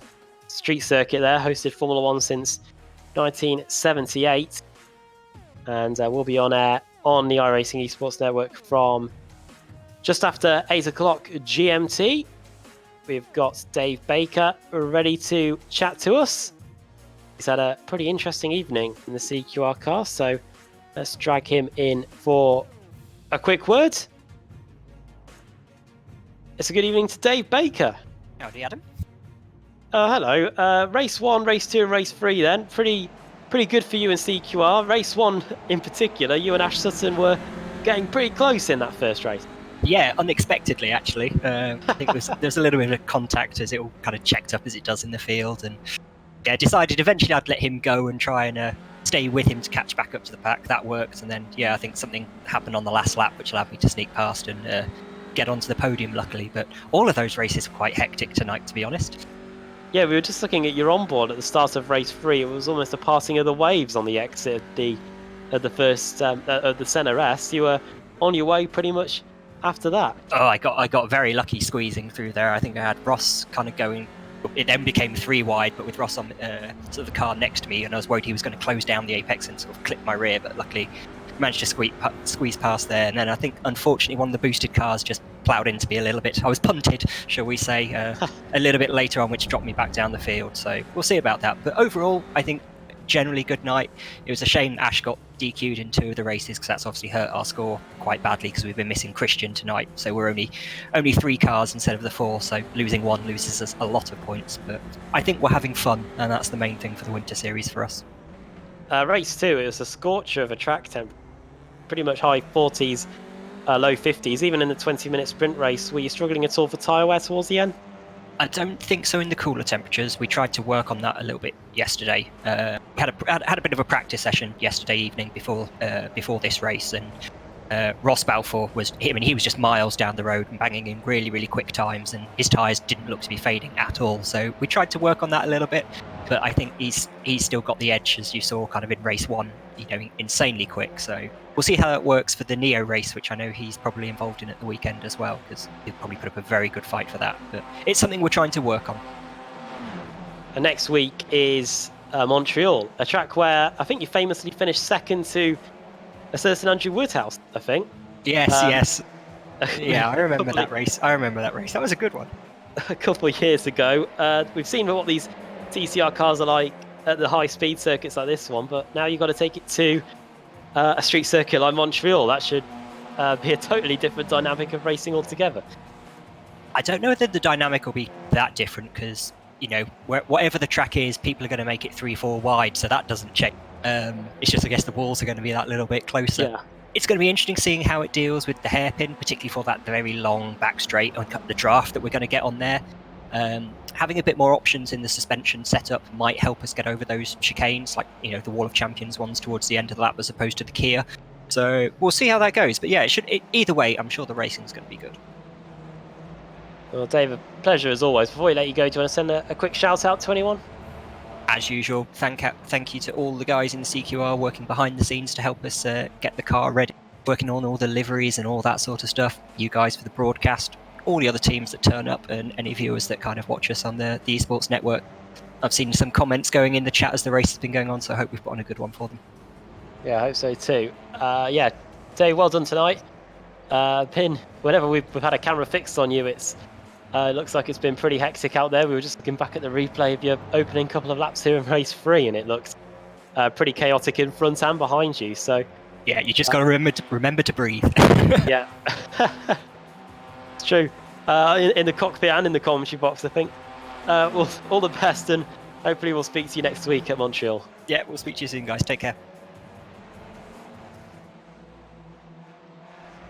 Dave Baker there. One other driver waiting to speak to us, Sam, is Chaz Draycott, who has made a return to the series today. We've got the replay camera fixed on him and drag him in for a quick word. Yes, congratulations, Chaz. That today kind of got better and better, didn't it? Retirement and then a decent finish, and then that race 3, you were fighting in the top 10 for pretty much 90% of it. Yeah, that was wow. that was intense. That it's been about 4 years since I've raced in this league. When it was back in the Kia, when it was I think it was the Pro BSRTC Pro Series 9 or 8, I think. And nothing's changed. It's absolutely bonkers. But yeah, that was really good. I was dead happy to get 11th place in the end with that. Absolutely. Just take us through what happened in that race, man. I saw you were 3 laps down in the end, but there was so much going on. That's did you just kind of get a little bit of too much damage, a meatball out there? Yeah, the incident obviously happened ahead of me. I thought I'd cleared it because Jake sort of bounced over to the right-hand side. So I did the slightly naughty thing and kept my foot in, admittedly. But there was about a foot of clearance, and I think there was just I don't know whether it was netcode or not, but it sort of just spun me completely round, put me in the wall, and yeah, it was meatballed, unfortunately. But yeah, up until that though, obviously I was just getting used to scrapping again with these boys, and there's a lot of guys that I've raced with for quite a while. But yeah, it was very eventful to say the least. Yeah, definitely. Actually, your description of that does bring back the memories of that shunt. That was quite a big one, safe to say. Yeah. And then, so how are you finding the TCR car? I don't know how much racing you've done in it and maybe the official series, but of course, front-wheel drive, just like the Kia, it's quite a different beast to anything else we've got on iRacing. Oh yeah, definitely. You've really got to be patient with it. Just like you used to be in the Kia, you've got to be patient on the throttle, but with this thing as well, it's all about the turn-in. It tries to rotate on the brakes a little bit, so you've just got to try and manage that and try not to get the car into a slide at the apex, because it's so frustrating when you just don't quite get it straightened up in time.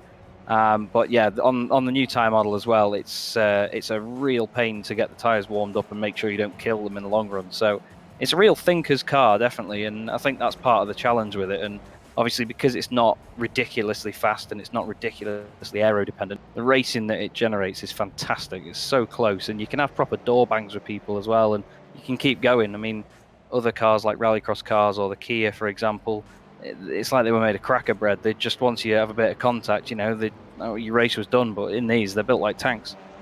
They absolutely are. Of course, that might change with the new build, with the damage model, but it's certainly very nice for now. I feel like a few doors are going to be lost next season. Oh, definitely. Next week, we've got Montreal. Can we expect to see you then?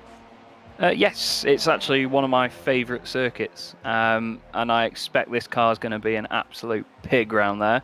So maybe if I can get my head around it a bit, and with a bit of help from the CQR boys, I can get some results out of it. Awesome. Well, we look forward to seeing you then. And before we let you go, Chaz, is there anyone you'd like to thank?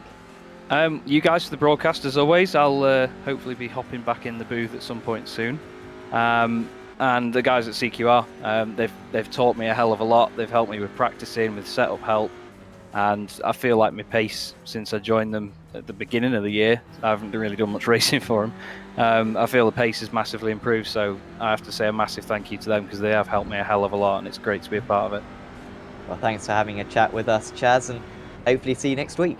Yeah, smashing. Cheers, lads. Have a good night. Cheers, Chaz.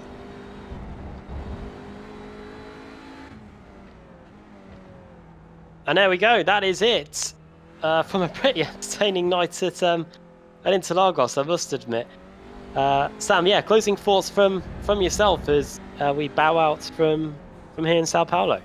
Yeah, I mean, this was my first ever commentary on the ARL TC series, and it all looked extremely good out there. I mean, the racing is so tight, and actually, considering how tight it is, driving standards to the highest level, because inexperienced drivers could have a lot of crashes out there. And whilst we did see quite a few, I think it was very limited, and considering all the side-by-side action, it was very impressive driving from the guys out there, and just incredibly competitive. I mean, it's hard to find a league in all of iRacing more competitive than this, and so that really did show today. 51 drivers, and of course we're in the second half of the season. Really impressive retainership. Indeed, yeah. Next week then we head to Circuit Gilles Villeneuve. We'll be there, and hopefully you can join us at on the iRacing Esports Network from just after 8 o'clock GMT. We'll cover all 3 races. But for now, thanks everybody for watching. Make sure to give this video a like and give the iRacing Esports Network and maybe Apex Racing TV, which is who we are, a subscribe as well. Make sure to press the bell icon, then you know when we are live. My thanks to Sam being on the cameras, and to Sam for being in the commentary box, filling in for Andrew Woodhouse, whose headset is in need of some repair. And we'll be back next week when the series heads from South America to North America at the Circuit Gilles Villeneuve. So from all of us in the ARL TCR Winter Series, bye for now.